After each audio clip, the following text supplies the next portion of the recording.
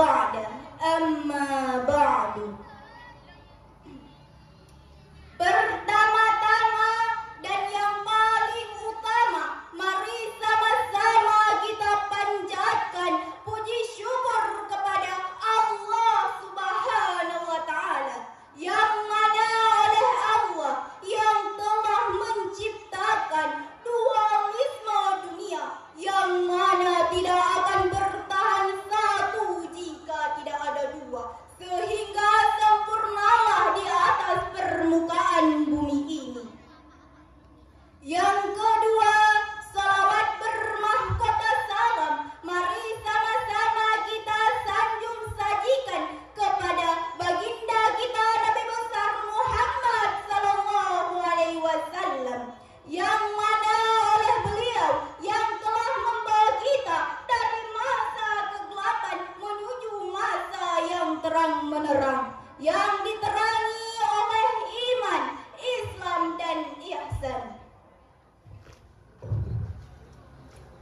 Penghormatan saya kepada walidi selaku pimpinan Dayah Nahdlatul Fatah, dan yang terhormat kepada Dewan Hakim yang arif lagi bijaksana, dan yang terhormat kepada seluruh masyarakat muslimin wal muslimat yang telah hadir di acara yang penuh dengan bahagia ini. Hadirin rahimakumullah, dalam dunia yang demikian luas dengan jarak antar negara yang amat berjauhan, tidaklah menjadi penghalang bagi kita untuk mengetahui apa yang sedang terjadi di belahan negara lain. Mengapa demikian hadirin? Karena tersedianya alat elektronik digital saat ini yang mempercepat arus informasi dan komunikasi dalam hitungan detik. Tapi hadirin, perlu kita catat bahwa kecanggihan alat komunikasi saat ini bisa membawa dampak positif di samping dampak negatif. Contoh yang paling aktual adalah realitas hoax melalui media sosial yang memancing konflik di antara kita. Oleh karena itu, pada kesempatan yang penuh ukhuwah ini, izinkanlah saya menyampaikan syarah Al-Quran dengan judul Pandangan Al-Quran Terhadap Realitas Hoax. Sebagai rujukan, mari sama-sama kita dengarkan firman Allah dalam Al-Quran surah An-Nur ayat 15. A'udzu billahi minasyaitonir rajim. Bismillahirrahmanirrahim. Istalaqau bi alsinatikum wa taqulu bi afwahikum ma laysa lakum bihi ilmun wa tahsabunahu hayna wa huwa 'indallahil 'azim. Shadaqallahul 'azim. Ingatlah di waktu kamu menerima berita bohong itu dari mulut ke mulut, dan kamu katakan dengan mulutmu apa yang tidak kamu ketahui sedikit pun. Kamu menganggapnya remeh, padahal dalam pandangan Allah itu adalah masalah besar.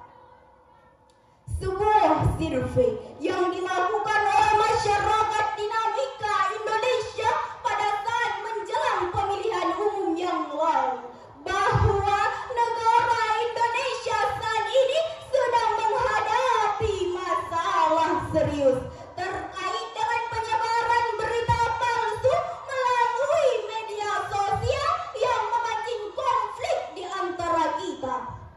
Oleh karena itu, hadirin rahim